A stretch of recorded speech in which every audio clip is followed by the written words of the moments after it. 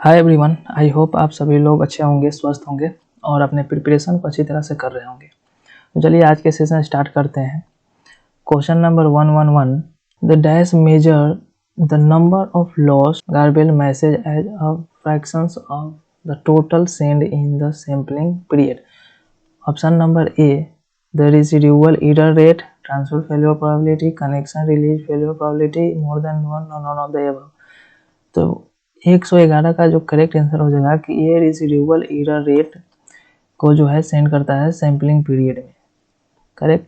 चलिए 112, the high speed communication equipment typically would not be need for. वो email के case में use नहीं पड़ता है high equipment, high speed communication जो डेटा का होता है ये लो डेटा रेट पे ही, ये बहुत इसका मिनिमम डेटा रेट सेंड जो हम लोग करते हैं उसमें जो नंबर ऑफ डेटा रिक्वायरमेंट जो लगता है बैंडविड्थ वो वेरी लेस होता है। करेक्ट। इसीलिए इसके लिए हाई स्पीड की जरूरत नहीं है ईमेल सेंड करने के लिए। चलिए आगे देखते हैं question number 113, the dash topology use a single connections to connect all device together. क्या वो बस के केस में होता है, स्टार या रिंग या मोर देन वन या नॉन ऑफ द अबव।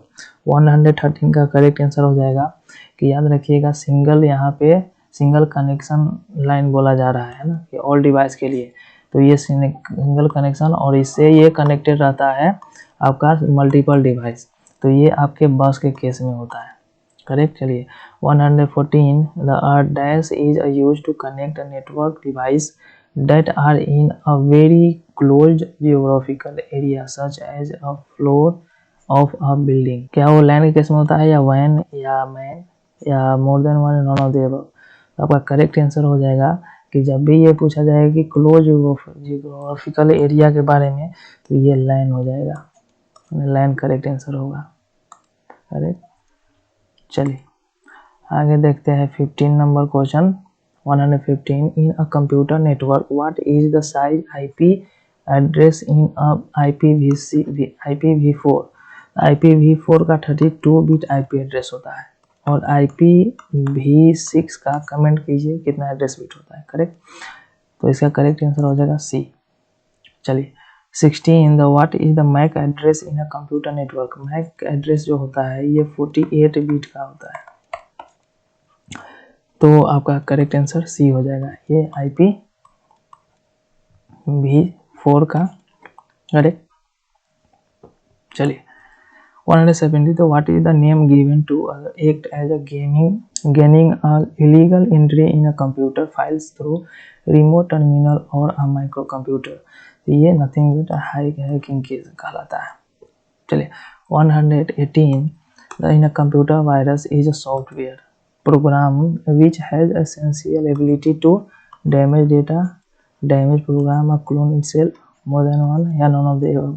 118 का करेक्ट हो जाएगा कि ये जो है आपका ये डैमेज फाइल को भी करेगा, डेटा को भी करेगा और क्लोन itself भी होगा और प्रोग्राम को भी डैमेज करेगा, तो मोर देन वन आपका करेक्ट हो जाएगा आंसर।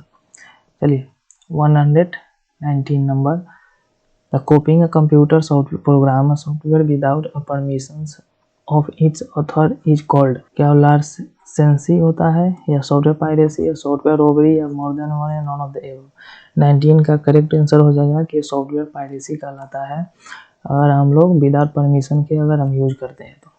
चलिए a hard disk becomes totally inaccessible when a computer virus corrupt in a partition table.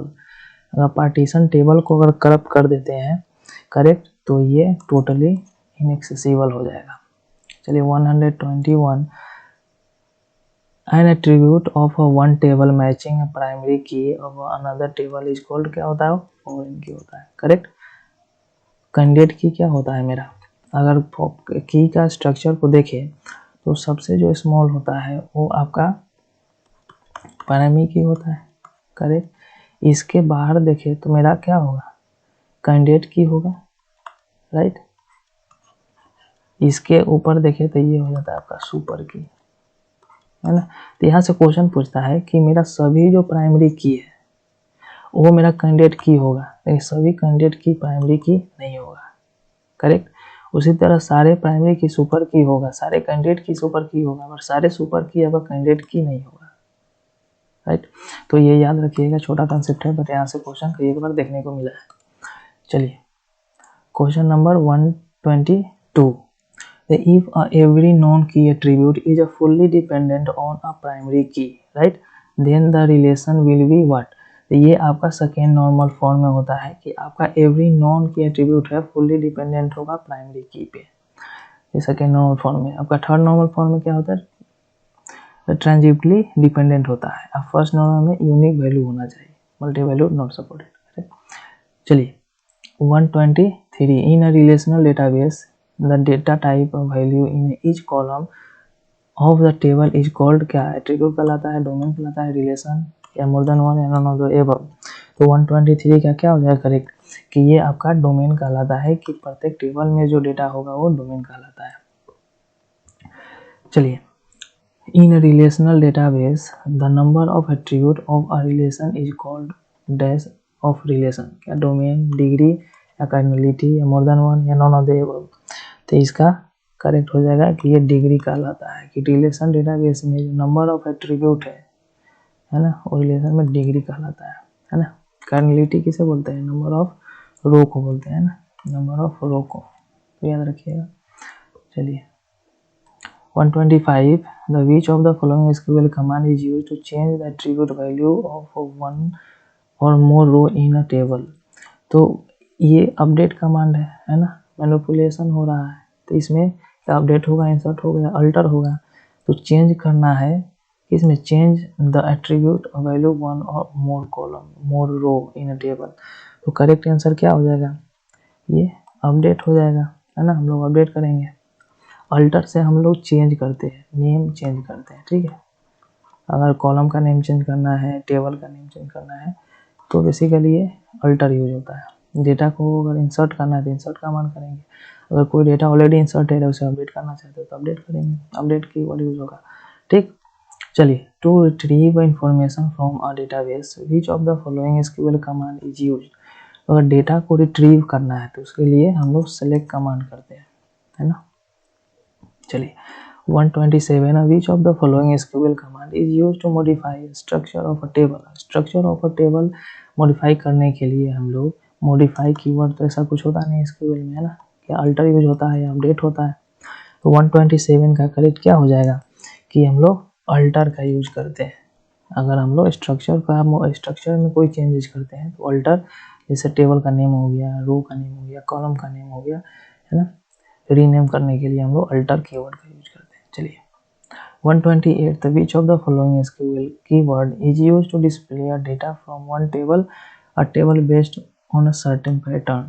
एक पैटर्न को फॉलो करने के लिए इसमें से कौन सा क्लोज बेसिकली यूज होगा, क्या इन क्लोज होगा या लाइक, बिटवीन, है ना, या मोर देन वन या नॉन ऑफ द एबव। तो 128 का आपका लाइक जो क्लोज है यूज होता है आपका पैटर्न को, मतलब एक सर्टेन पैटर्न पे आपको चाहिए डेटा। तो चलिए इन डिग्री और cardinality of a relation in a table relational database that is a 4 and 3 respectively if a 3 attribute and 4 tuples, right, are added to a relation, what will be the new cardinality and degree।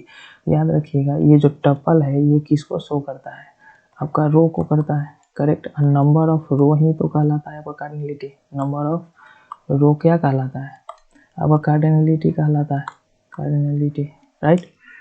आगे देखिए, और attribute को हम लोग क्या बोलते हैं, और एट्रीब्यूट को हम लोग डिग्री बोलते हैं, राइट। एट्रीब्यूट को हम लोग डिग्री बोलते हैं।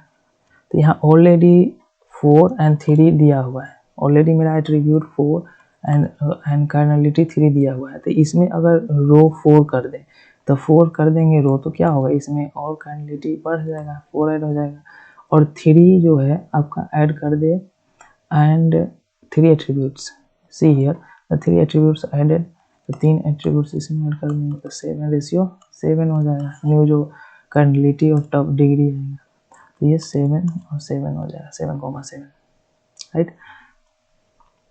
चलिए 130, which SQL command is use to remove a table from a database. तो डिलीट कमांड होता है या ड्रॉप होता है, इरेज होता है। तो ड्रॉप और डिलीट ये जो एसक्यूएल कमांड है रिमूव करता है टेबल फ्रॉम अ डेटाबेस के लिए तो आपका डेटाबेस को अगर डिलीट करना है तो ड्रॉप कमांड करेंगे, बट यहाँ पे तो टेबल को बोल रहा है तो ये डिलीट कमांड यूज होता है 130 का। करेक्ट, तो आपका करेक्ट आंसर हो जाएगा। चलिए, तो आज के लिए इतना ही रखते हैं। तब तक के लिए अपने प्रिपरेशन को अच्छी तरह से करते रहिए और अपना और अपनों का ख्याल रखिए। तो मिलते हैं नेक्स्ट सेशन में, तब तक के लिए टेक केयर।